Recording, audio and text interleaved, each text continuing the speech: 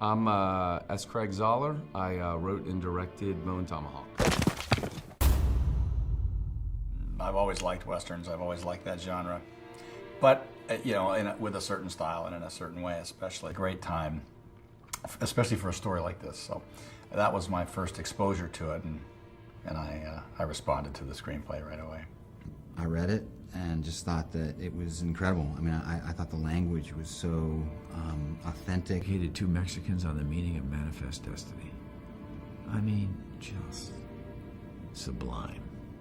The passion that Kurt Russell had for this script when he read it several years ago is a passion that all of us share. Scripts like this don't come around very often, and Zoller has written an unbelievably daring and bold Western, and pushed the Western genre, if that's possible, part of. So you get the classic Western feel of these guys, you know, going on their journey. But what they go through and what they see is there's some scenes in here that I've never seen before in a film, and that's exciting to be a part of. This is a Matthew Fox I've never seen before, and he just killed it, and he is amazing in this. We need to pack up and make a cold camp somewhere else. There's really two sides to this guy. There's an incredibly violent and man who's incredibly good at doing. He's got to, as it were, being the sheriff, take the lead and take these guys on this trip. Or I should say, be the one that is theoretically going to have to make the call. He's going to have to make decisions. But with someone like Matthew's character, if he doesn't like the call, there's really not much you're going to be able to do about it. I thought all these characters on the page were so developed, and they all had their very clear arcs and all those things that actors look for in roles that you don't get a lot. I think he's genuine. He's a good man. He's a loyal man. He'd do anything for the sheriff. He's a fair man, you know, and he asks the questions that nobody else asks. Maybe people are thinking, but nobody else asks. There's no filter. He just says it. It just comes out of his mouth. You know, and I think it's, you know, when he's talking about a flea circus, it's like, but it's so perfect. It's so perfect. As a performer, the first day I met him, and we're talking about the script, and he said, these aren't characters on a page. These are effing people. I was impressed with the cinematography on this movie because most of this stuff is within 30 miles of Los Angeles.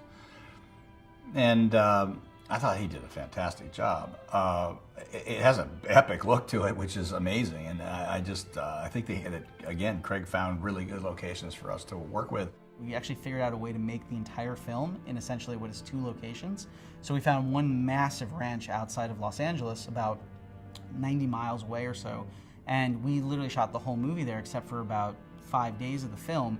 So we were just able to traverse this area, keep our base camp, keep everything contained, and you know, you have your problems. I mean, it was hot. It was hot. We were shooting in October outside of Los Angeles in the desert, and we were wearing a lot of clothes. It was a really tight schedule. You know, I made a 2-hour, 10-minute Western with 70 locations in 21 days, and about 30 people in the cast. And stunts, makeup, and all that stuff, and horses. It was not easy. When we signed on, we were 100% down with the script. So we just said, Craig, you are going to make this version. We're not going to take a line out. We're not going to take a page out. We're not going to take anything out. We will shoot it as is. And we literally did that. We shot every page, every line that was in the original draft, which is something we were proud of. But to be able to do that, Craig was really the linchpin. Because when you go to make a film and you have a director who knows exactly what they want, exactly what they need for every single shot down to the T, it's easy to plan it. And so for us, even though we were very indie, I mean, as indie as you could get on a film like this, even with the great cast, everyone was working for the passion of it. It was old school. The whole thing was old school. There was no CGI.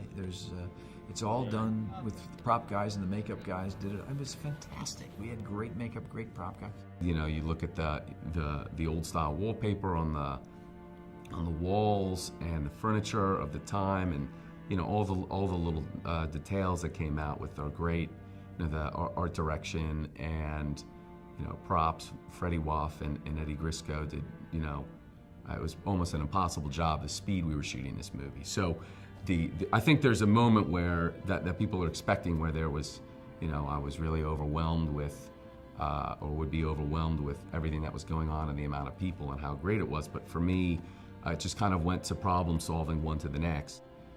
And up until the first day of production, every single person who was involved, with the exception of Dallas Sonnier, who's my manager in addition to being the producer of the movie, and someone who financed a ton of it out of pocket, didn't think it could be done. We would wake up every day, and sometimes that meant waking up at 5 o'clock at night and going and doing a night shoot, and we would show up on set and everybody would look at each other and go like, we're making a Western. This movie is a truly independent film.